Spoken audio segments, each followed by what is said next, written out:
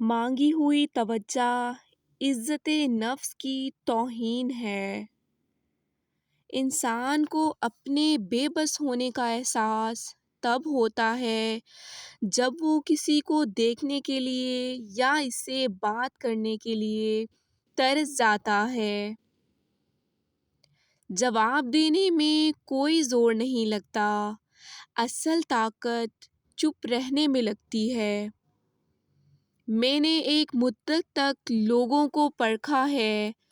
لوگ کبھی بھی خوش نہیں ہوتے، نہ آپ کی خاموشی سے، نہ آپ کی گفتگو سے۔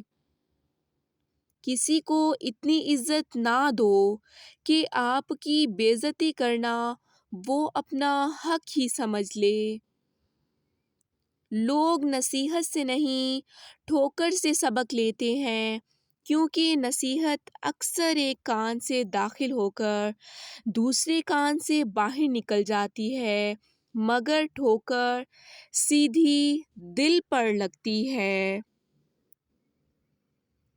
اپنی زندگی کو اس درخت کی طرح بناؤ جو تنہا کھڑے ہو کر سورج کی تپش برداشت کرتا ہے، لیکن اپنے دامن میں آنے والے کو سکون بخشتا ہے۔ جب کانوں کو غیبت سننے کی لت لگ جائے تو چغلی زبان کا چسکا بن جاتی ہے اور کینہ دل کا سکون۔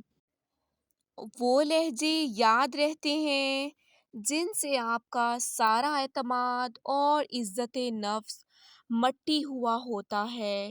کہنے والے کو صرف لمحہ بھر چاہیے ہوتا ہے، کسی کو آسمان سے زمین پر پٹکنے کے لیے، لیکن سہنے والے کو صدیاں لگ جاتی ہیں خود کو جوڑ جوڑ کر دوبارہ اسی مقام پر لانے کے لیے جہاں وہ پہلے تھا۔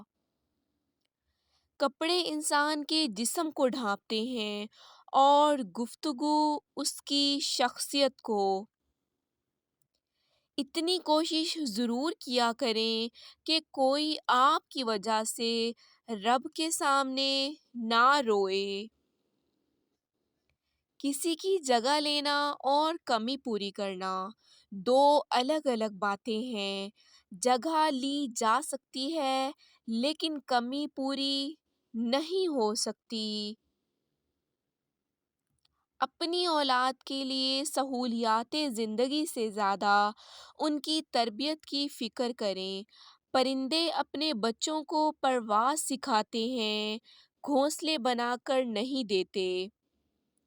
انسان چاہے جتنی بھی ترقی کر لے اور جتنا بھی خود کو عقل مند کیوں نہ کہہ لے، اگر وہ نماز نہیں پڑھتا تو وہ دنیا کا سب سے بے وقوف ترین انسان ہے۔